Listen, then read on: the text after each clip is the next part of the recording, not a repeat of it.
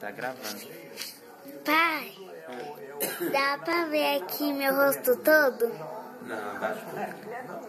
Agora dá. Agora dá pra ver. pai, eu vi uma bicicleta lá na loja, né, que a minha avó queria comprar pra mim, sem rodinha, pra mim poder aprender a andar.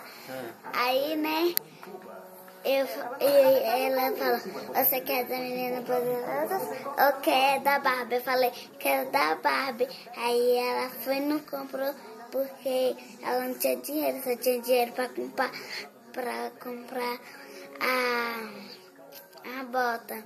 Aí a gente foi lá na loja, ela passou lá e não comprou, a loja foi e fechou. Aí depois ela saiu, aí não deu tempo mais ela comprar a bota. Agora.